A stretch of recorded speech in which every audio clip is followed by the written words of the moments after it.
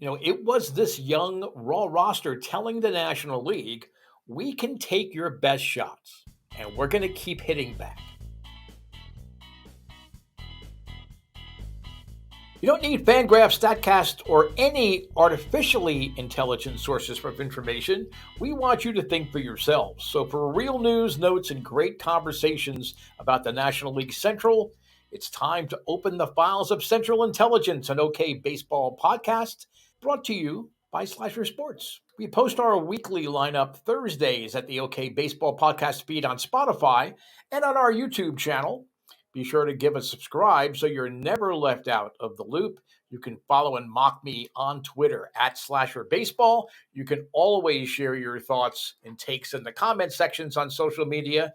And we just set up an email account for the show, slasherbaseball@yahoo.com. I reply as immediately as possible, and I love to keep the conversations going with you all. Maybe we can talk about your comments and email suggestions on the next Central Intelligence episode. I'm Special Agent for National League Central Affairs and your host, Steve Feck. We'll be doing some background checks on the week that was for the 5 NL Central teams. Then we'll open up investigations into the facts and figures that make the NL Central the most interesting division in Major League Baseball. This week, we're going to ask the question, why not us, for all of the National League Central teams and their hopes for a division championship. This is always a tricky part of the show when you're doing background checks because many of you have already seen, highlights, or you have a favorite team and you're following that team really closely and you're like, I know that. I like to think that we're picking up on little things that happened during the past, let's say, 7 to 10 days that maybe you missed out on. So that's why we do the background reports on with all of the National League Central teams. We're going to start at the top of the division with the Cincinnati Reds. That's right, people. You heard me correctly. The Reds are still pacing the division. And now it is true they dropped 2 of 3 to the Braves. And they got blown out by the Orioles in the first game of that series. But the Reds accounted themselves well in the aggregate when you think about it. That Friday night game at Great American Ballpark was the most captivating game that I personally have watched in 2023.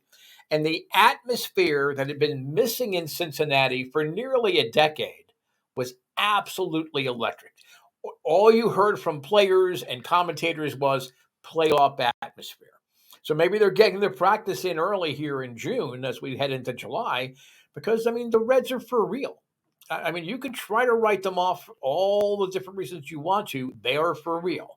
I'm not saying that here, as we're recording it, the Reds are a lock to win the NL Central, but they have proven they are part of the conversation, that they need to be taken seriously. And you know that they're going to do things leading up to the deadline. On that Friday night game, even falling behind 5-0 in the first, by the end of the fifth, the Reds led 9-7. Ellie De La Cruz, how many words can you possibly think of to describe this kid? I'm not even going to attempt to try to come up, without some kind of thesaurus to describe, what he has been to this team. But he hit for the cycle, and it was the first Red cycle since Eric Davis, who also wore number 44, did it for the Reds in 1989. So that's quite an accomplishment, especially in your first month as a Major League Baseball player. Going back to that number 44, we did a little blurb on the OK Baseball YouTube channel. Elliot La Cruz needs to get a different number. I'm sorry, 44 belongs to Eric Davis for so many reasons. Not just what he did on the field, but what he contributed in the clubhouse, working with younger players. He was terrific in the community. He deserves to have that number retired. So maybe that will ideally happen. Maybe it was just something that popped up.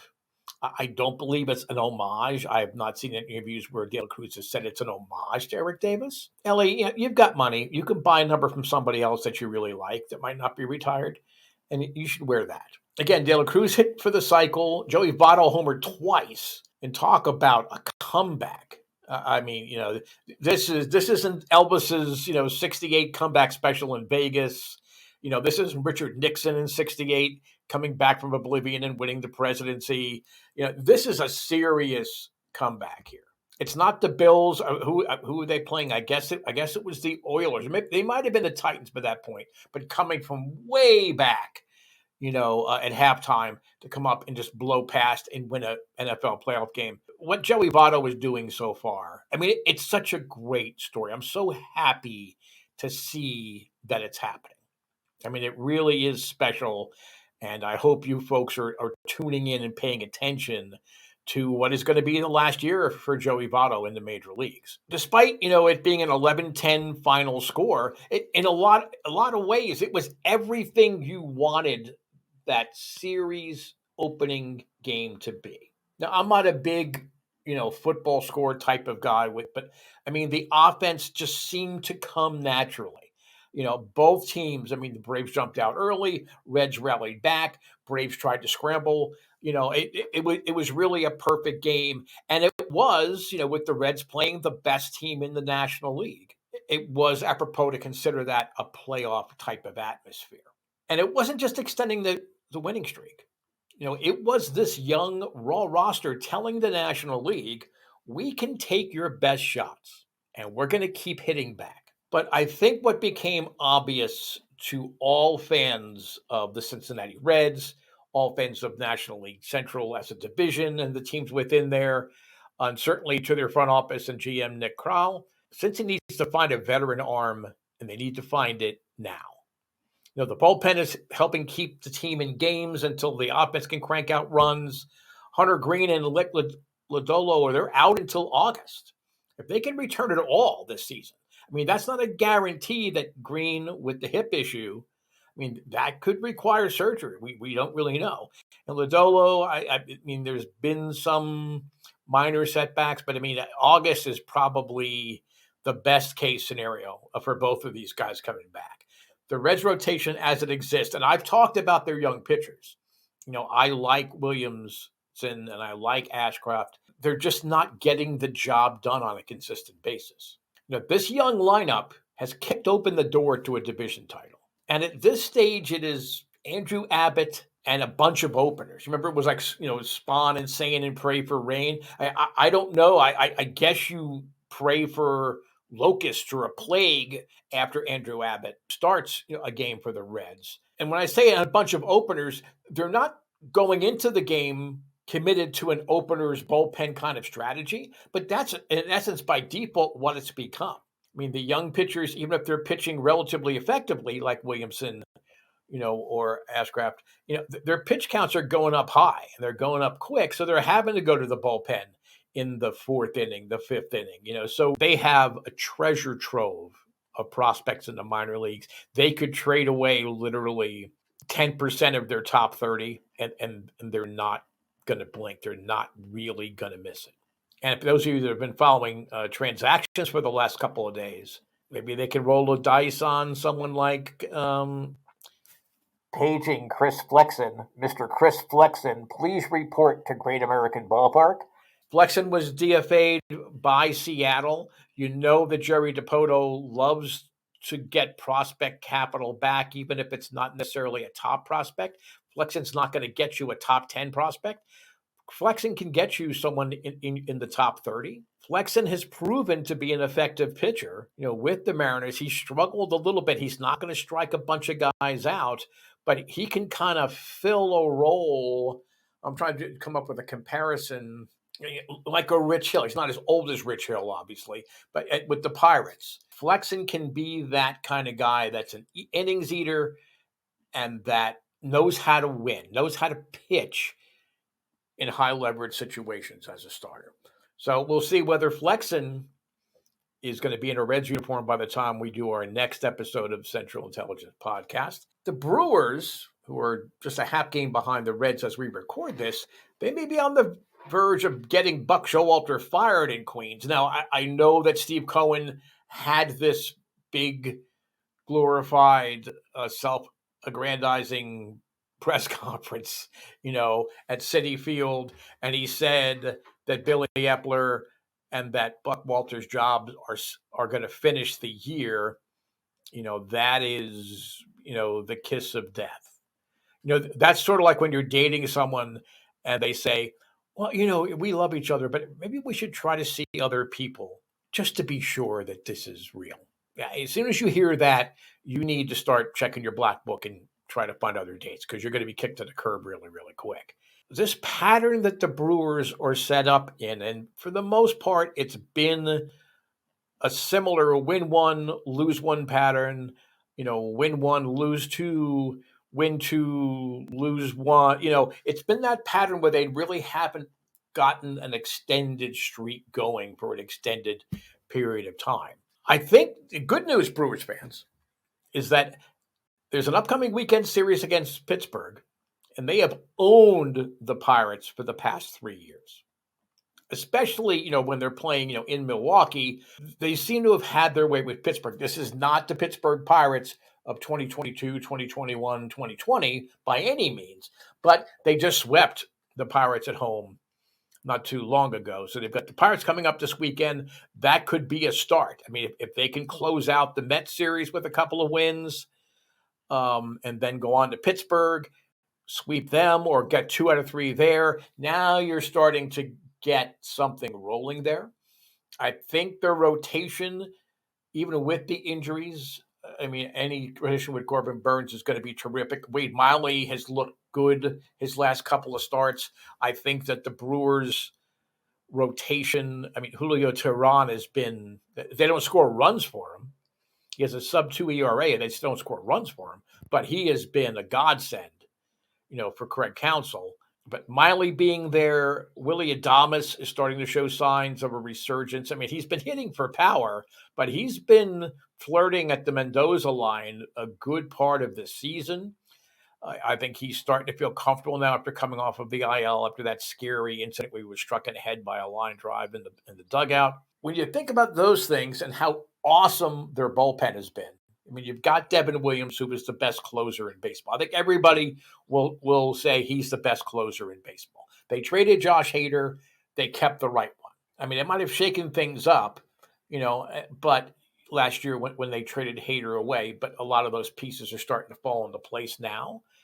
A hot streak is not out of the question, but I think it's going to boil down to how they navigate the 4-game series at home against the Cubs next week.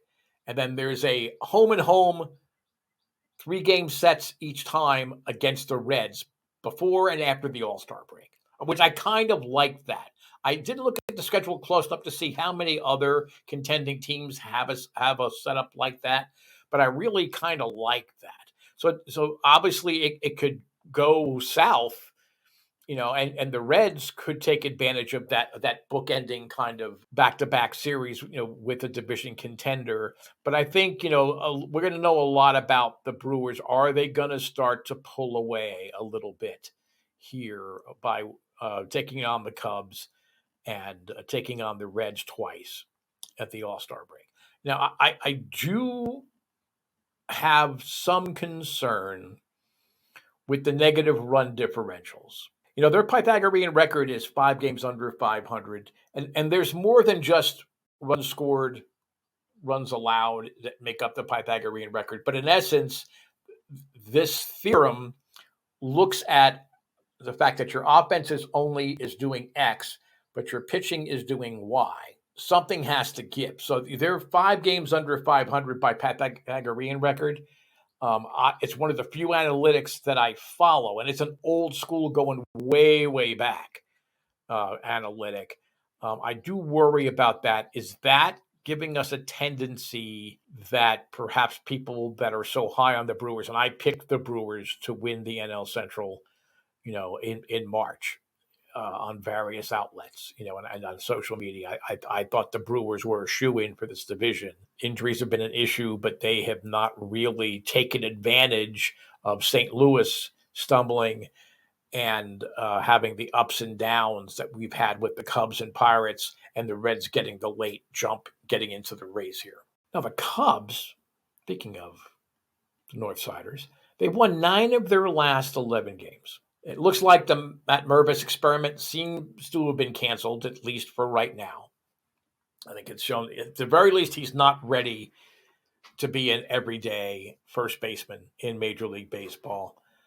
I think there's a lot more questions around Mervis as far as how it extrapolates out long term. The lineup's going to be much more lengthened because now you're going to see Mancini get a lot more at bats. You're going to see, the utility type players like Madrigal and Morel and other guys that fill the utility role. They're going to be able to like slide in and out of different type of things. So I think we're going to lengthen the lineup with the Cubs, and that's an ominous thing for NL Central rivals because the Cubs can hit.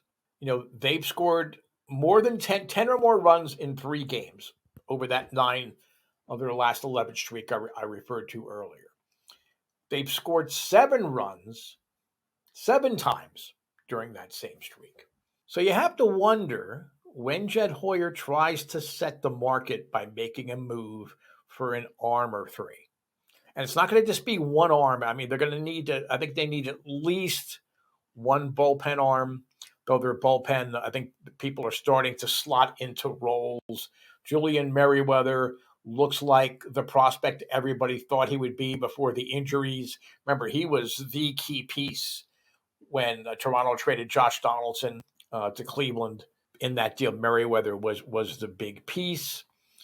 They need another starter. Stroman, who's been fantastic. He's had the blister issue before. Don't worry, Cubs fans. He's had this blister issue throughout his career. As someone that has covered the Blue Jays for another site, I know that this was an issue for him in his time in Toronto. I believe he had missed at least one start last year with the blister issue with the Mets. So Stroman is there. Justin Steele has been terrific. If he was on the IL for a while, I think that showed they missed him, but I don't think it's enough. But they're going to have to get another starter. Tyon has struggled. Hopefully, it's not injury related. He's been through so much. But Tyon, having started with Pittsburgh, he's pitched in this division for a long time. He knows hitters, but hitters also know him. To be fair, and Hoyer has, for the first time probably, the prospect depth and the capital, and even some of the bench depth that you need to act quickly and to make an impact. I mean, I'm a big believer you need to set the market. You don't wait for the market to come to you.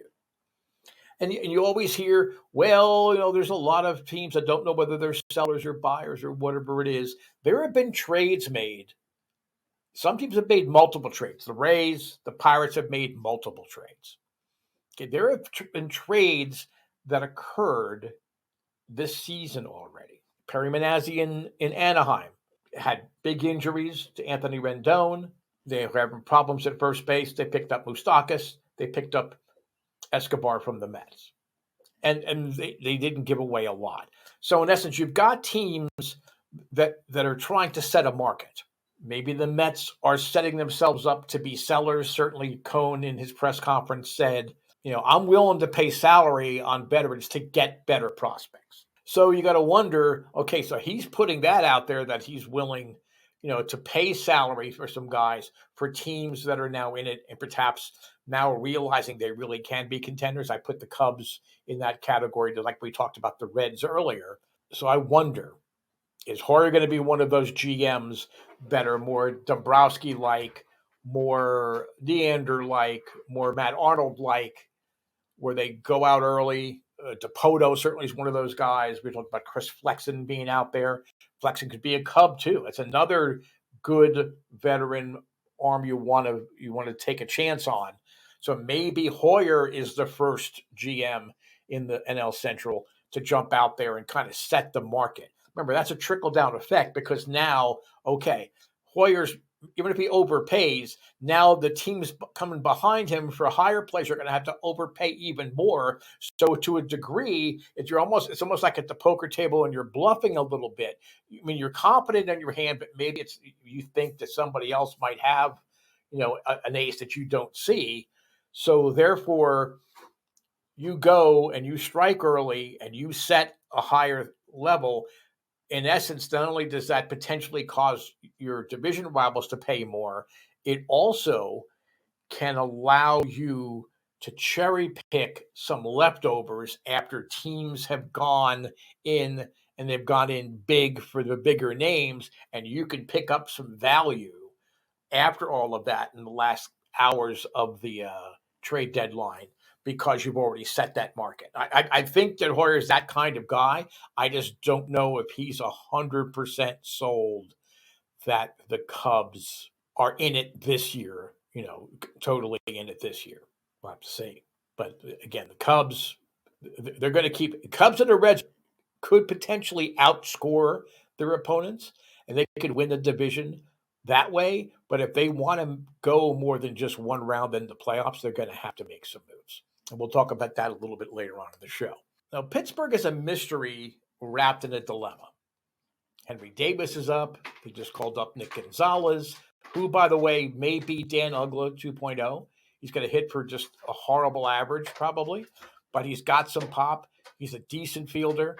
He can still use some bases. He had a coming out party, just the other night, a triple home run. So it's just the tip of the iceberg for the Pirates on top of guys like Lajinsky and Ortiz and G1 Bay. The future's on the roster now.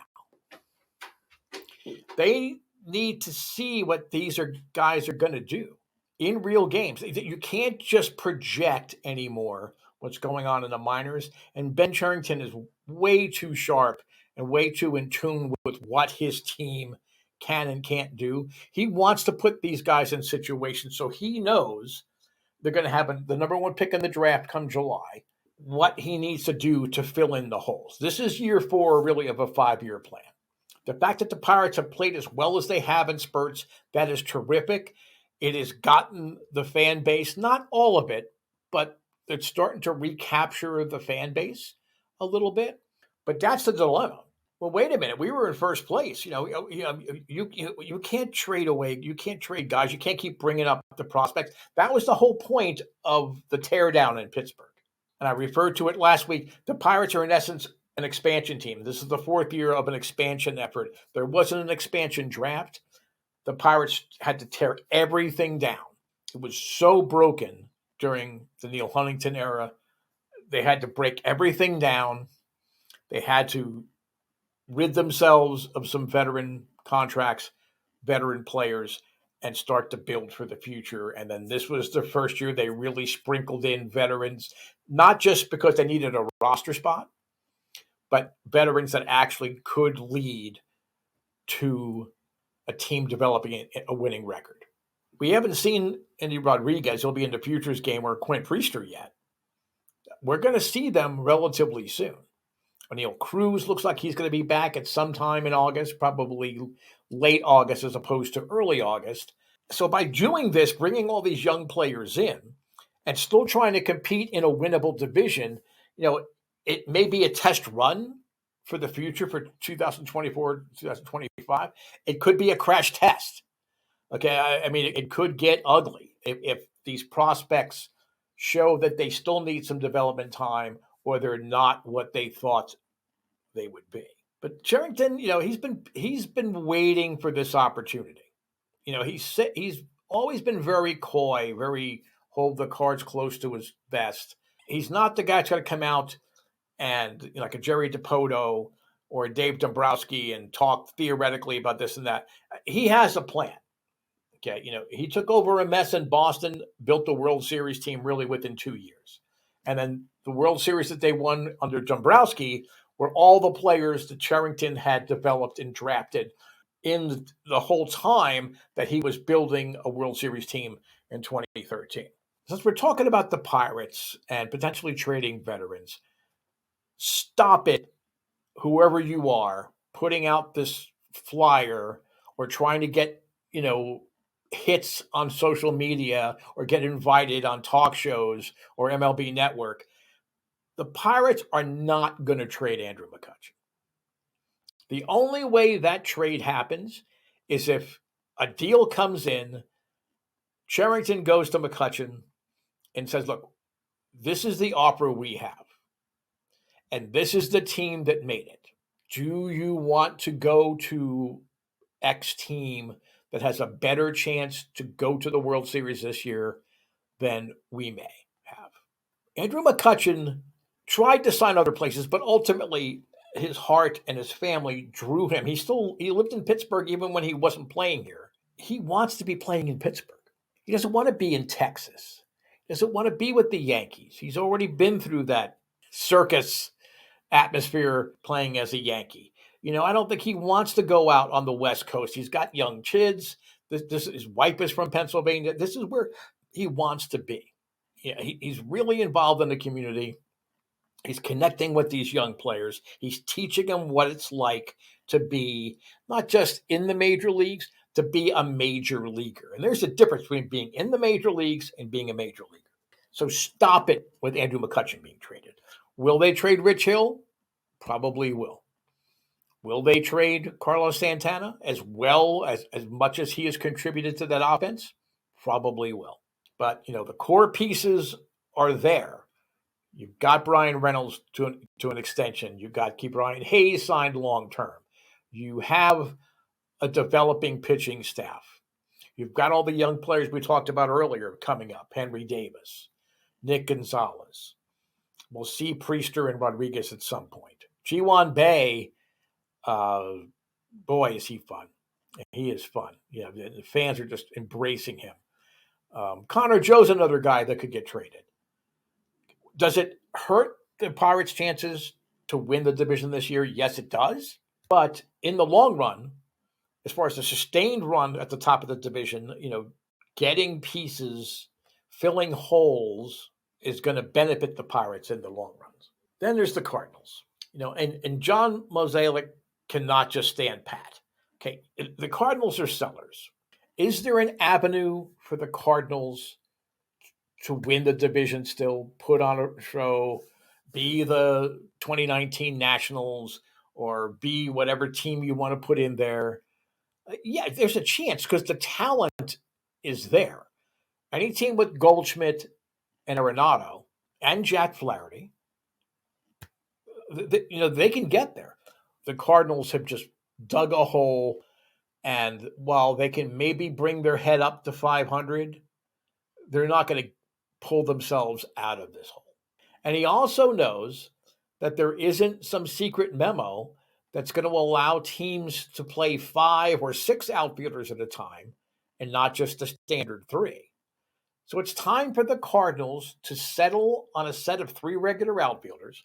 Let's say Jordan Walker, I think, is obvious. Lars Nootbaar, I think, is obvious. And we'll pick Dylan Carlson as the third one. And then try to acquire as much pitching help as you can for Burleson and O'Neill and Mercado. Juan Yepes is down in the minors. Now, he's more of a corner infielder, but he's played the outfield.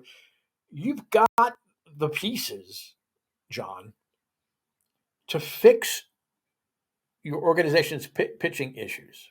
As highly regarded as your system was, as far as pitching goes, a lot of players, Oviedo, for example, going to the Pirates, they didn't really work out in your system.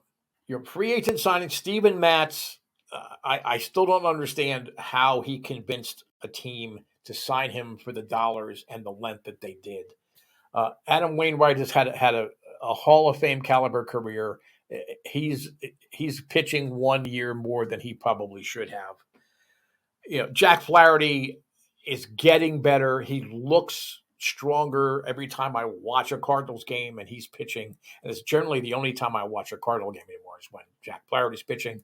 I think he is getting confident that his arm is healed and that he can, ramp it up if he really needs to. But there's no help to catapult this team to the top of the division with the pitching in the organization right now. Looking at their farm system, I think that they do have some arms, but they are 2, 3, 4 years away. They're not going to be in position to draft a college pitcher that's going to be able to step in and pitch in the majors this year. So they need to do something. And why not be that general manager that's the first one out there saying, well, you know what? We're not giving people away, but we'll listen. We're willing to sell. We love our players. It's like a car that you love. I love this car, but it's time to get a new car, do an upgrade, not have to worry about things breaking down. I mean, go ahead and do that. You're not going to trade out on Goldschmidt, no matter how people try to theorize. That's another stupid thing I saw floated over the course of this past week. You're not going to do that. Build around what you have. You don't need to completely tear down. You do need to tinker. You need to maybe step back this year and be willing to suffer the wrath of the fans and the writers and the commentators and gear up to do a better job next year. And quite honestly, the best way to jumpstart things right away, because trades take time sometimes, they need to replace Ali Marmol in the dugout. Flat out, they need to do it. Nobody can convince me that given everything that has transpired over the last 2 years, some of the questionable decisions in game that Marmol has made, you can't tell me that he is the guy that's going to be like, okay, guys, we're there. We can do it. He's not. Don't wait. Get it done now. The sooner you do it, the easier it'll be to recapture that Philadelphia Phillies vibe when Rob Thompson took over for Joe Girardi and the Phillies played so much better down the stretch. The Blue Jays did it, got rid of Charlie Montoyo, brought in John Schneider. They were playing, 620 baseball after they let go of Charlie Montoyo in Toronto. It's time to bring in a fresh voice, a new voice there in St. Louis. He's not the guy to turn around what the messes that, in essence, he kind of created. Okay, our main investigation here for the rest of the podcast is going to try to answer the question, why not us? Each of the 5 teams in the NL Central can sort of make a case for why not us? Rather than address it in the order we did here when we were looking back, doing the background checks on the week that was, I want to do it as far as a confidence rating. The confidence that I have in each of the teams to be able to win the NL Central. And I'm going to start with my preseason pick, and then the pick I still believe, I don't want to say it's a no-brainer, but I think it's an inevitable choice to win the NL Central, and that's the Milwaukee Brewers. The Brewers have a bullpen that can shut down any lineup, headed by Devin Williams. But there's people like Piamps and Wilson. There seems to be a new guy every week that sort of has, an eye-opening couple of games. They have the pitching. Even with the injuries, if they get Woodruff back, that would be awesome. I think there'll be some other pitchers coming back. Julio Teheran, the longer he keeps it going, the better it is for the Brewers. It buys the Brewers time to get the right arm in, supplement that rotation. There's too much talent in that lineup for them not to start scoring runs on a more consistent basis. Christian Yelich will never be the player he was when he was in everybody's MVP talks. He was with the Marlins in his early seasons with the Brewers. But he's a special player. He's capable of having a streak of 2, 3, 4 weeks that he can help carry a lineup. Willy Adames is starting to come out of the funk. We talked about it earlier in the podcast. He is a special offensive player. Rowdy Tellez is showing no signs of this being a fluke. The closest that Rowdy Tellez has ever come to what he is doing for the Brewers since he came over there from Toronto is his last 6 weeks as a Blue Jay in 2019. He really had people salivating at the power and, the bat control, and the eye. Rowdy Tellez is another guy that can go on a run. I've talked about Joey Wiemer all season. He's slowly bringing his average up. He's terrific defensively, and he hits big home runs. Not just home runs when a team's trailing by. He hits big home runs in critical situations already at such a young age. So if the Brewers can pick up a bat, do some improvements. I like Brian Anderson, at third. I don't know that he's a game changer hitter in your lineup. If you can add, either to a platoon situation or just add some bench depth so you can rotate people through the DH and through the outfield rotation and all. I think the Brewers can then start separating themselves. This next 10 days or so is going to be super critical for the Brewers. They cannot falter and lose series twice to the Reds, to the Cubs, and to the Mets, where they're playing as we're recording this. So I have the most confidence in the Brewers. So the Brewers should say, why not us? We have the best pitching in the division. And that's a no. That's hands down, even with the injuries, even with Woodruff not coming back. They have the best starting pitching and the best bullpen in the division. So why not us? We can win and we should win the NL Central. Anything less than that will be a disappointment. What's going to prevent that? Quite simply, the Brewers just not hitting on a consistent basis. It won't be their pitching. It's going to be the bats. It's going to be the lineup. And Matt Arnold is not the type of front office executive that's going to just sit back. Okay, he can't go fishing, in the high contract, deep waters as far as salary goes because of the market. But Matt Arnold is a smart baseball man. He's going to make the subtle trades, and he's not afraid to pull the trigger, as we saw last summer in the trading of Josh Hader. That's the only thing where it would be why not. But for me, when the Brewers say why not us, I agree. Why not you? My second choice, as far as why not us, it's the Cincinnati Reds. And I know they're everybody's darlings now, and some people are saying, "Well, see, they got blown up by Baltimore the first game of the series, and they're in contention in the AL, and they lost 2 or 3 to the Braves, and they had to hang on to win the game that they did win. They've got no pitching. That lineup by itself can win the NL Central. These young players you're seeing, they've been playing together, coming up through the minors, many of them, or being added to the mix in trades of veterans that they moved out. The Reds can win this division.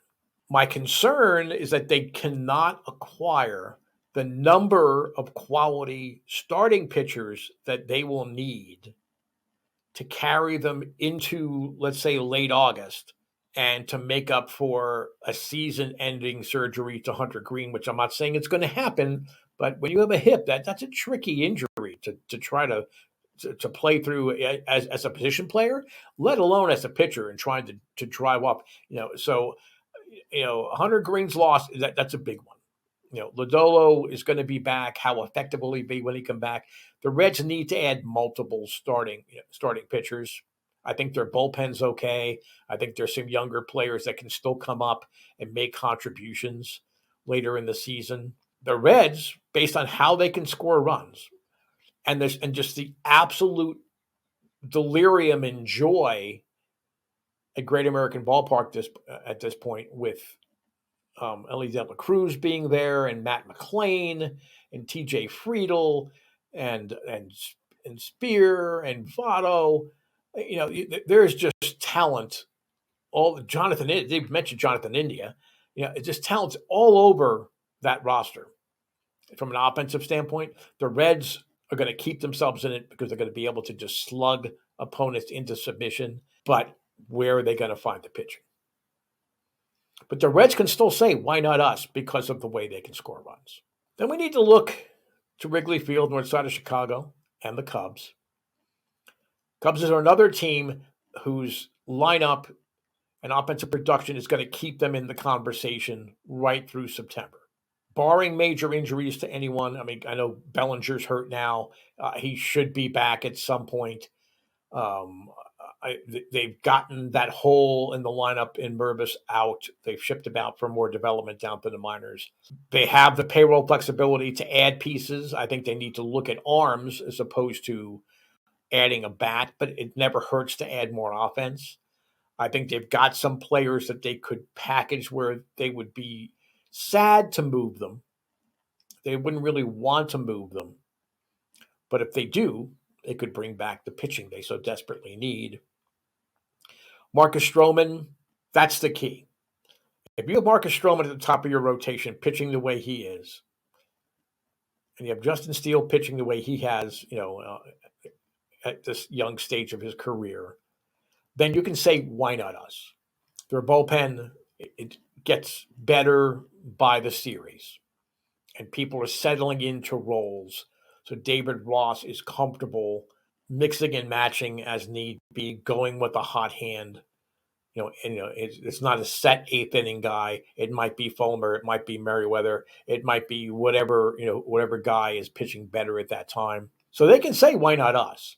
Especially if the Cubs push their chips into the table. I'm not saying gut the farm system, trade away all young players to get some star. They have the wherewithal, which many teams cannot, to take on a salary. Looking across town to the White Sox and perhaps being able to give them an offer that they can't refuse in order to get one of their pitchers, whether it be Cease or Giolito, maybe somebody out of their bullpen that's struggling a little bit. That comes. Kendall Graveman was the guy I was trying to think of. That's why I was having that senior moment, and I hesitated for a second. Kendall Graveman, they have the money, and they have younger prospects, which I think they don't want to touch, but they've got prospects that teams might want to take a flyer on that they can then make deals. I think they need to strike early. They need to be the first to strike in the Central. I think the Reds will be because they have to fix their starting pitching. But I think the Cubs, as far as an impact move, I think it's going to be the Cubs that make the first move in the NL Central. So why not us? They have Marcus Stroman. If they trade Marcus Stroman, the Cubs don't believe they have all the pieces necessary to win the NL Central.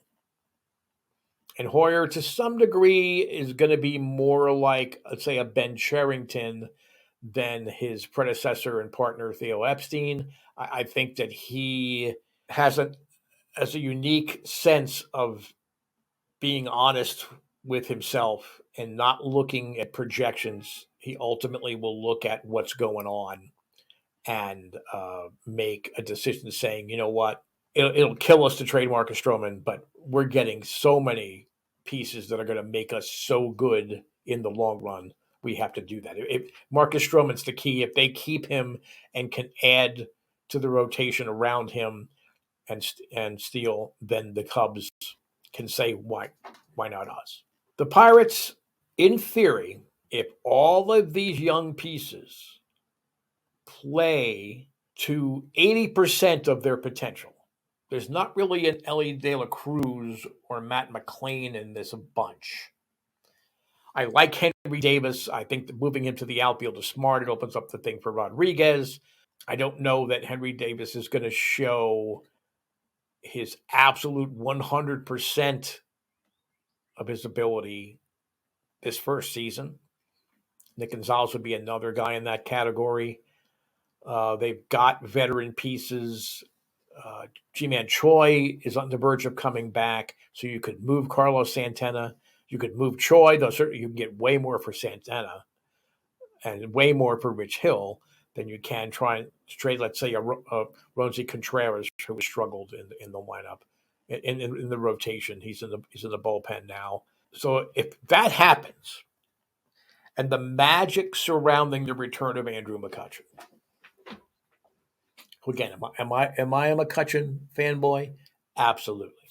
Because while I have grown into being a follower of the Pirates as far as the National League goes, it was because of Andrew McCutchen that I started to truly invest my baseball time as far as the National League goes on the Pirates. I worked for the Marlins. I have a deep, connection there still. I grew up with the Phillies and the Mets. I was always more maybe of an American League guy until I moved to National League cities, and I've been in Pittsburgh more than half of my life. So that's a lot of years. I'm 62, so that's a lot of years. So if that happens, the Pirates can keep saying, "Why not us?" I don't think Ben Cherington is going to just sit on the laurels of the hot start. He's very methodical. He's a brilliant baseball mind. The reason that the Blue Jays drafted so well was Cherington was there after leaving the Red Sox. He really was the mastermind between minor league development and the draft.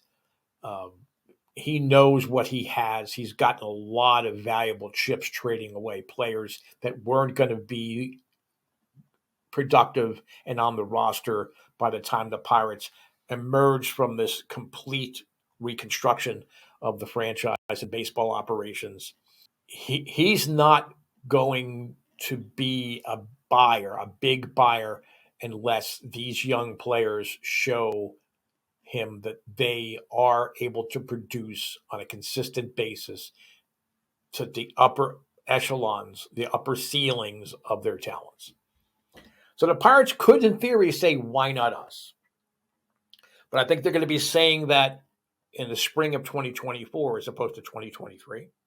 And I hope Pirate fans that are listening to this are not getting discouraged or not are still not holding on to that. Well, nothing's not going to sign anybody, though they haven't done this for how many years. It's not even been 10 years since the Pirates were a playoff team or a playoff contender.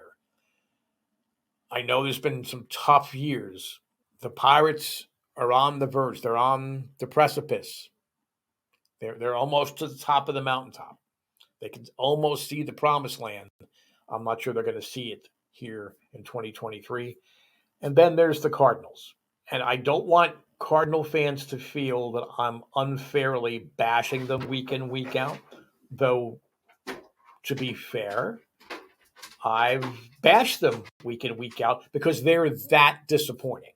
A team with that much talent on its roster should not be performing the way that they are. So they can say, why not us? If the first thing they do is they replace Ollie Marmol in the dugout. The second thing they need is Jack Flaherty. Jack Flaherty is the type of pitcher that can literally carry a team where you know every fifth day when he comes out, he's going to give you 6 or 7 innings. He's going to keep you in the game, and he may be the reason you win that game. So they have high impact players in Flaherty, in Jordan Walker, though he's young, still time, in Tommy Edman, in Paul Goldschmidt, in Nolan Arenado. So, in theory, on paper, the Cardinals can say, why not us? Why can't we pull a last to first over the second half of the season and win the NL Central? It's a winnable division. There's no clear-cut powerhouse in the division right now. Why not us?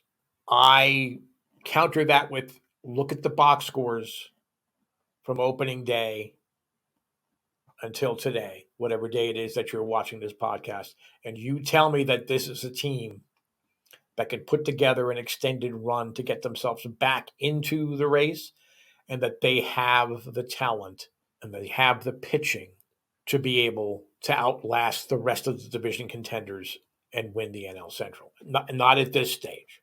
If Mozeliak is proactive and can bring in arms, both in the bullpen, especially end of the game bullpen pieces, I don't really think they have a clear-cut closer as good as Hicks has pitched at times over the last 10 days, 2 weeks or so.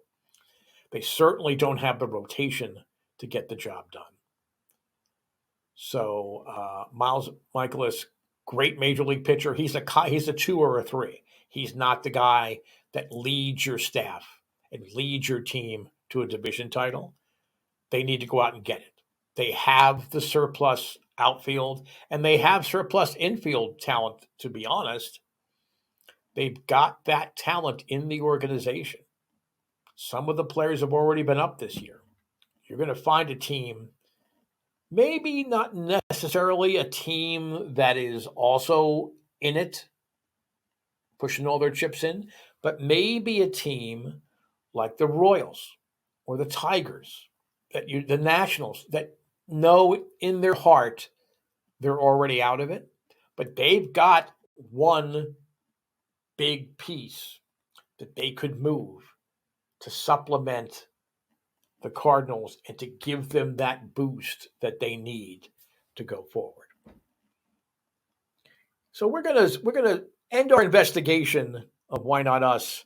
At this point, we thank you for tuning in once again to Central Intelligence. It is available as a podcast on the OK Baseball podcast feed on Spotify. We have the OK Baseball YouTube channel. Please do consider sending email, show ideas, your comments to anything we might have talked about today. You can do that at slasherbaseball@yahoo.com. I am the special agent in charge of National League Central Affairs for OK Baseball, Steve Feck. Really, really appreciate you tuning in this week. And let's hope that your team does something in the coming week that we can talk about on the next edition of Central Intelligence. Thanks for watching. For more great content and to stay up to date with Central Intelligence and the OK Baseball podcast, click subscribe now. Put away the files, lock up the safe. We will see you here next time.